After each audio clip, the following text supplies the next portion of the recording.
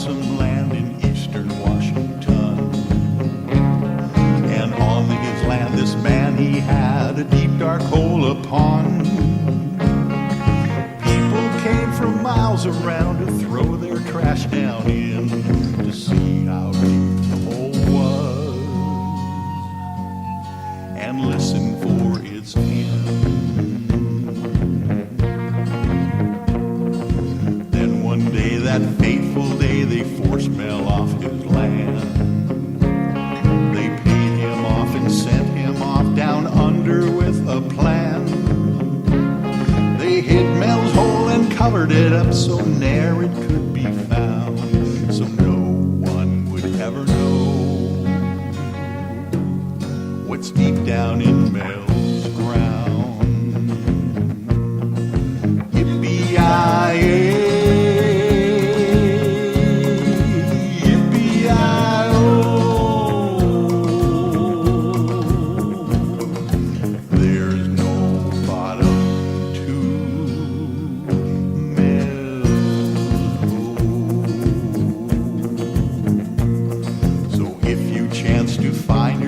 In eastern Washington and hear the legend of Mel's Hole, be wary, my dear one. Don't ride alone at night on that Manastash Ridge, but listen carefully to the moaning deep within. Yippee-yi-yay.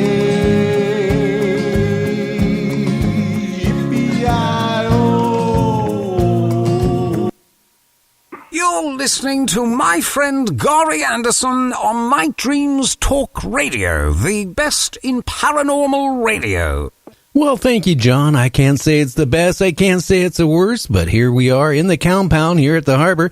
Tonight we have John Eagan on our show. He'll be right here in just 1 second. Night Dreams, Scary Story Night on Friday nights. Call in at 9:30 p.m. Pacific at 1-253-203-6695. Well, hey, still a lot of problems on the East Coast. One of my friends that lives near North Carolina just contacted me a little while ago and said the flooding is still bad, that a lot of people can't even get out of their areas. I don't know. Oh, boy, I'm glad sometimes I live on the West Coast. Well, anyway, tonight, our guest is John Eagan. And, John, are you there? I am here. I'm here, Gary. Yeah, what part of the country are you in? Actually, I live right here in New Jersey. Oh, okay. At least you weren't living on the East Coast, where they got really hit. Well, I am, yes. Actually, I'm right not that far away from that hurricane that just hit over there, so... Well, I'm pretty happy about that. I hear a lot of stories about the flooding, like you say, but we lucked out on this one, so thank God for that. Yeah, a friend of mine, he lost his roof of his house and everything, and then on top of it all, water came into his house, so his house is under 3 feet of water all through it. I know, isn't that terrible? I have a beach house down on Long Beach Island. About 8 years ago, we had a hurricane. The same thing happened to that house. It's unbelievable when that happens to people. I feel so terrible about that, especially if that's their only house. Oh man, it's so depressing for those people. I feel terrible. I hope they have insurance. That's all. Yeah, if they doesn't have a clause, in there for flood, I was reading my insurance policy, and there is a clause in there about, flood damage. But, I still say it's the earth changes. So many things that are happening really fast, and I'll tell you one thing. I'm glad I don't own any property in Florida. If I did, I would invest into a houseboat here in the next couple of years. That's true, though. If you think about it, that's a good idea. If something happens, you just float away, that's all. Well, that might be a good way. I mean, I don't know. The way it's going, it might not, it could start being beachfront hundreds and hundreds of miles away from the water, and that's what's scary. Hey, well, why don't you tell everybody out there, our audience, a little bit about yourself and all that? Well, yeah, we're going to talk about that apparition I had about this creature that haunted this house or possessed this house for a while. But before we do that, I mean, every time I hear of an encounter that a person has with a ghost or an angel or a demon, I kind of wonder about that person a little bit. You know, I'm a bit skeptical myself. I wonder if he or she is a legitimate person. Are they a little bit crazy? Are they doing this for attention? That's why I want to give you and your listeners a brief history about my life and who I am.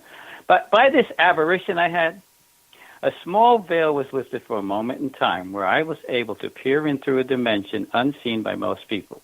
Now, I could actually see through a threshold into a paranormal realm. Well, we're all going to be faced with this dimension someday, that fifth dimension. A lot of people ask me, what's the fifth dimension? What are you talking about? Well, we live in the fourth dimension, length, width, height, time.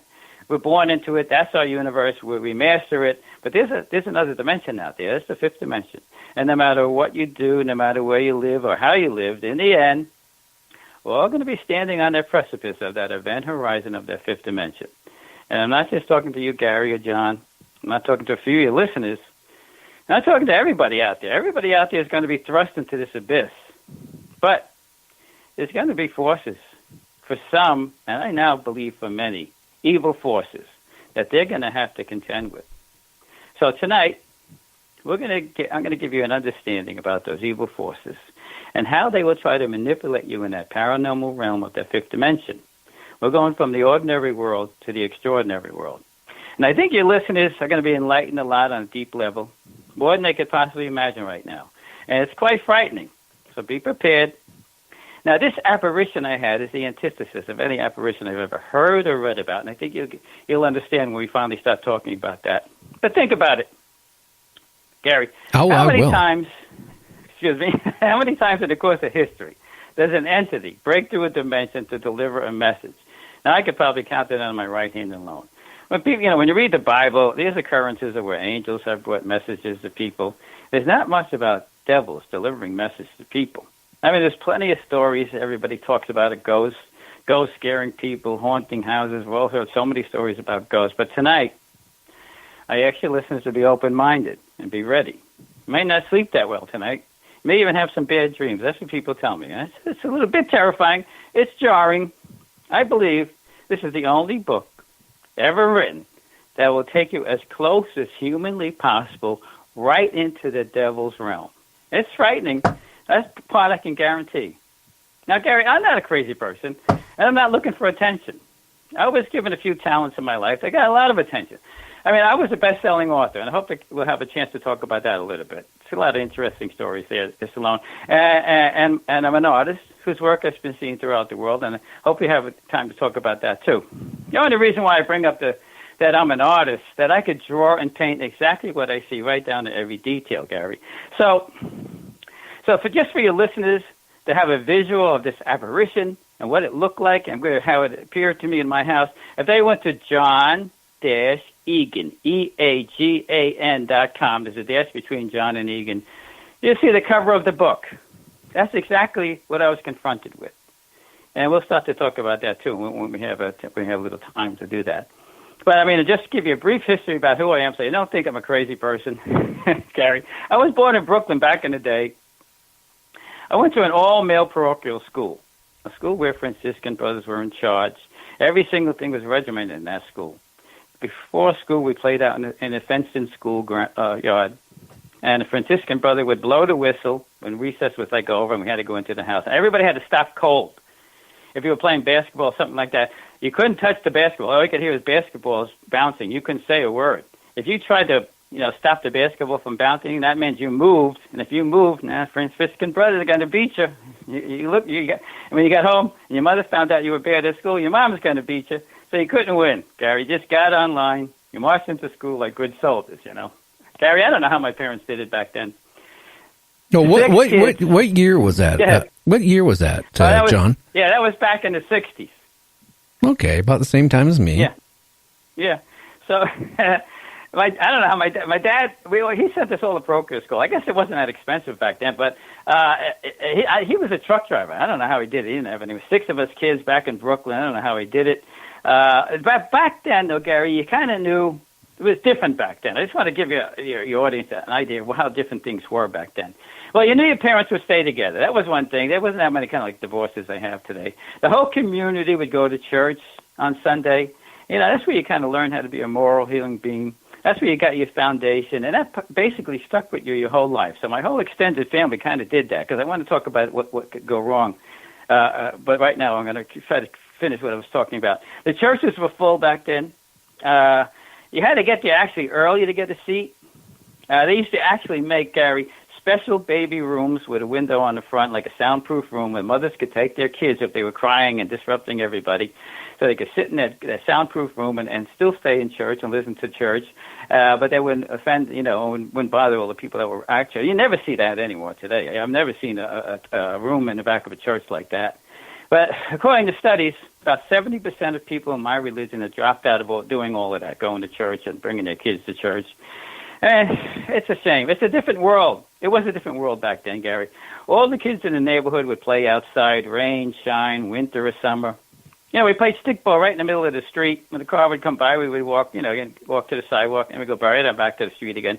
It wasn't an internet, just kids, people hanging out with friends, Just to show you how times have changed, they did a study on just like 20 years ago, Gary, and they asked people, how many intimate friends do you have that you can go to with your problems, you feel secure with? And the answer to that survey was 3 people. Okay. They did that same study today, Gary. And they asked the same questions. Now there's an internet. There's Facebook, Snapchat, LinkedIn, so many apps.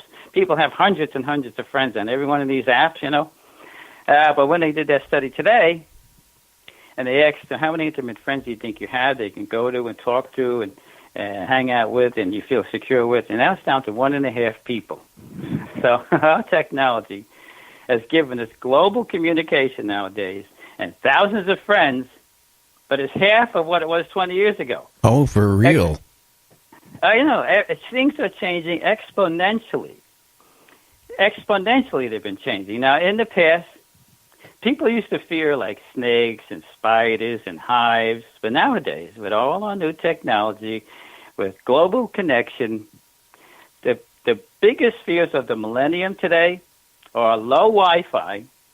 That buffering circle when you wait and low battery life. That's their biggest problem today. They have no concept of what we went through back then, to worry. That's their biggest worry today. But this brings on another problem, though. Suicide rate among boys have doubled. Suicide rate among girls have tripled. There's 1 million people commit suicide every year. It's just ridiculous. And I kind of believe this technology is Gary, I think it's working against us. I love the technology, but people aren't using it the right way. It's working go ahead. Well, I was going to say, you're right on about, for example, the internet. I did a report last week on my show. In Japan, in the Asia area, right now, there's a new video game going on the internet. And it's geared up for kids like preteens and early teens. And it's a suicide game.